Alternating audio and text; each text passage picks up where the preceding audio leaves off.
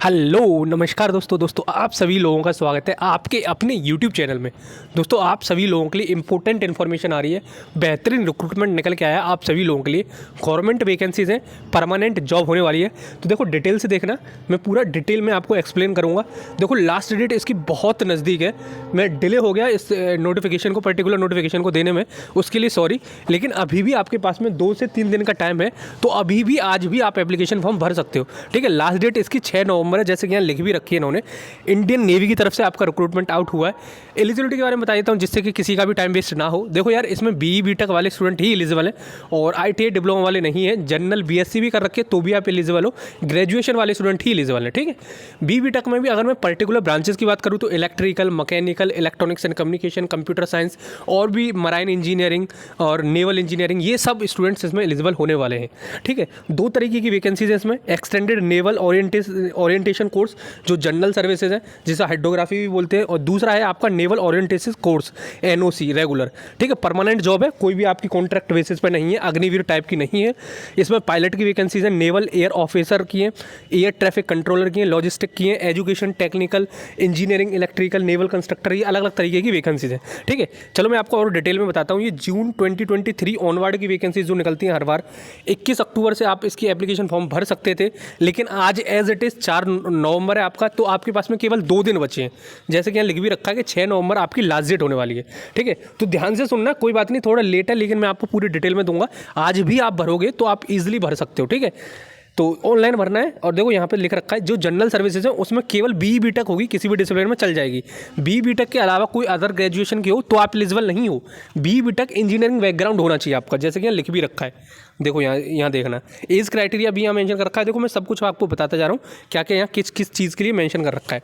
देखो general service hydro cadre में आपका BE BTech होनी चाहिए, 60% होनी चाहिए।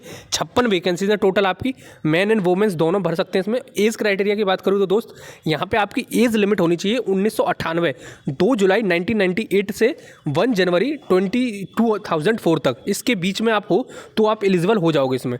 ठीक है, और एयर ट्रैफिक कंट्रोलर इसमें, और नेवल एयर ऑपरेशन ऑफिसर में इसमें BE BTech होनी चाहिए, 60% होनी चाहिए। और आपके 10th और 12th में मिनिमम 60% होनी चाहिए इंग्लिश में। ठीक है, यहाँ पे मेंशन कर रखा है एग्रीगेट, तो वो आप देख लेना। और इसकी जो पूरी ब्रांच वाइज है, जैसे कि आपकी पायलट में हो गई 25 वैकेंसीज, और एज क्राइटेरिया भी इसके आगे लिख रखा है, born between both dates inclusive, दोनों डेट को इंक्लूड कर रखा है। ठीक है दोस्त, फिर लॉजिस्टिक में बात करूँ तो BE BTech होनी चाहिए, MBA हो, BSc हो, BCom हो, MSc हो, MCA हो, किसी भी फील्ड में हो। 20 वैकेंसीज हैं आपकी, और 2 जुलाई 1998 से लेके 1 जनवरी 2004 के बीच में आपकी एज लिमिट होनी चाहिए। ठीक है, आई थिंक ये आपको समझ में आ गई। ये एग्जीक्यूटिव ब्रांच की वैकेंसी थी। अब एजुकेशन ब्रांच की, जिसमें टीचिंग वगैरह करनी पड़ेगी आपको, उसकी वैकेंसीज की बात करूँ मैं तो देखो दोस्त, यहाँ पे आपकी BE BTech होनी चाहिए मैकेनिकल इंजीनियरिंग में, ये यहाँ पे लिख रखा है।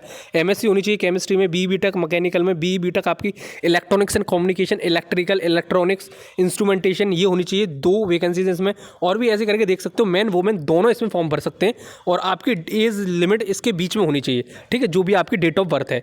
आई थिंक ये भी समझ में आ गया आपको। और उसके बाद में आप नीचे आओगे तो और भी वैकेंसीज है टेक्निकल ब्रांच की, जैसे कि आप देख सकते हो engineering branch, general services, BE BTech आपकी मैकेनिकल इंजीनियरिंग में with automation, marine engineering, production engineering, aeronautical engineering, industrial engineering, management engineering, aerospace engineering, automobile engineering, metallurgy, mechatronics, instrumentation and control.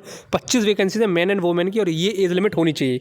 General branch, इसमें भी आपकी ऐसी branch mention कर रखी है, 35 vacancies है, और इसमें भी आपकी डेट ऑफ बर्थ दे रखी है। नेवल कंस्ट्रक्टर में इसमें भी बहुत सारी वैकेंसीज है, मैकेनिकल एंड ऑटोमेशन, और एरोनॉटिकल, एयर स्पेस, और बहुत सारी वैकेंसीज है। इस किसी में से एक में आप हो तो आप इसमें फॉर्म फिल कर देना। ठीक है दोस्तों, इतना समझ में आ गया। चलो मैं और आगे बताता हूँ इसका सिलेक्शन प्रोसीजर क्या है। ये सब आपको मैं पहले बता चुका हूँ जब शॉर्ट नोटिफिकेशन जारी किया था। ठीक है, vacancies mentioned in para 2 are tentative, वो तो लिख ही देते हैं भाई साहब, उसमें कुछ भी नहीं है। फिर आगे जाके आप क्लेम ना कर सको यार इतनी वैकेंसी कम कैसे कर दी।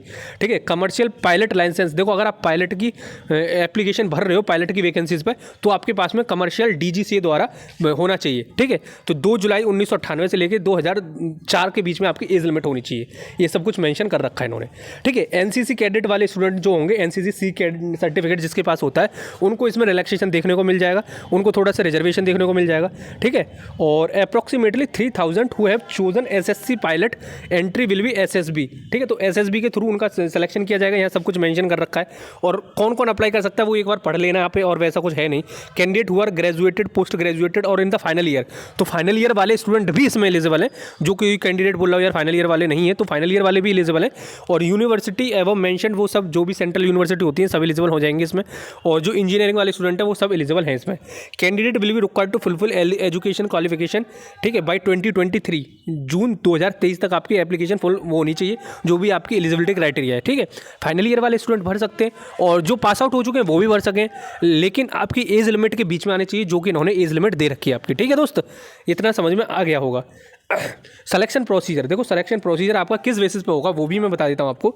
देखो यहाँ पे लिख रखा है, देखो टेन्यूर ऑफ कमीशन, पहले यहाँ पे ये लिख रखा है 4 साल का, मैक्सिमम आपकी 10 साल की होगी, फिर उसके बाद में आपकी 4 साल एक्सटेंड हो जाएगी, तो टोटल 14 साल की होती है। आपको पता ही होगा नेवी की जॉब ऐसी ही होती है, और उसके बाद में फिर आपका कोटा लग जाता है हर जगह, तो 10 साल की आपकी होती है, फिर उसके बाद में एक्सटेंड कर दी जाती है 2-2 साल करके, ठीक है। सिलेक्शन प्रोसीजर आपका BE BTech होनी चाहिए कंप्लीटेड। और देखो सिलेक्शन प्रोसीजर में यहाँ सब कुछ मेंशन कर रखा है कि आपको मेल के थ्रू आपको सब कुछ दे दिया जाएगा। SSB होने वाला है आपका, SSB आपको पता ही होगा क्या होता है, सब कुछ आपको पता ही होगा। जो भी नेवी में सिलेक्शन होता है आपका SSB के थ्रू ही होता है, और मेडिकल होगा आपका, ठीक है। तो SSB की प्रिपरेशन करना, जो उसमें मतलब धुआंधार परफॉर्म करेगा उसको रख लिया जाएगा, ठीक है। और मेडिकल भी आपको पता ही होगा कैसे मेडिकल होता है, क्योंकि नेवी है तो भाई आपका फिट होना बहुत जरूरी है। Combined merit list of SSB marks and जो आपकी जो भी होगी, जैसे यहाँ लिख रखा है, prepared based on the SSB marks for all entries as per availability of the vacancies, ठीक है दोस्त। चलो आई थिंक आपको समझ में आ गया। और आपको ट्रेनिंग पे भेजा जाएगा 22 वीक की, फिर उसके बाद में आपको दे दिया जाएगा परमानेंट जॉब, ठीक है। और सैलरी की बात करूँ तो भाई साहब सैलरी तो बहुत होने वाली है। अलाउंस 56,100 के बीच में होगा, उसके बाद में और भी बहुत अलाउंस होते हैं, मिलिट्री अलाउंस हो गया, बॉर्डर अलाउंस हो गया, और नेवल अलाउंस हो गया, बहुत हो गया। इन हैंड आपको सैलरी मिलती है, 1 से लेकर 1.5 लाख के बीच में आपकी सैलरी मिलती है, इन हैंड सैलरी, ठीक है। उसके बाद में बहुत सारे बेनिफिट होते हैं, मेडिकल बेनिफिट, फैमिली के लिए बेनिफिट, बहुत बेनिफिट होते हैं। तो इसमें देखो बेनिफिट की तो बात मानो ही मत, बहुत होते हैं। सैलरी बहुत अच्छी मिलेगी नो डाउट। और इंडियन आर्मी, इंडियन नेवी में आपको, इंडियन फोर्सेज में आपको काम करने का मौका मिलेगा, जिससे कि आपकी पर्सनैलिटी ग्रूम होगी, ठीक है। आई थिंक जो भी मैं बताना चाहता हूँ वो बता दिया। थोड़ा सा लेट हो गया हूँ, सॉरी दोस्त उसके लिए, क्योंकि मेरी तबीयत यार अभी ऐसी ही चल रही है, थोड़ी सी ढीली सी, लेकिन मैं आपके लिए लेके आया हूँ। 2 दिन का आपके पास टाइम शेष है, तो जल्दी से जाके एप्लीकेशन फॉर्म भर देना। मैंने सब कुछ डिटेल में बता दिया, इन सब की लिंक मैं डिस्क्रिप्शन में प्रोवाइड कर दूंगा, जिससे कि आपका किसी का भी टाइम वेस्ट ना हो लिंक ढूंढने में, ठीक है। चलो फिर मिलते हैं अगली वीडियो में, जब तक के लिए जय हिंद, जय भारत।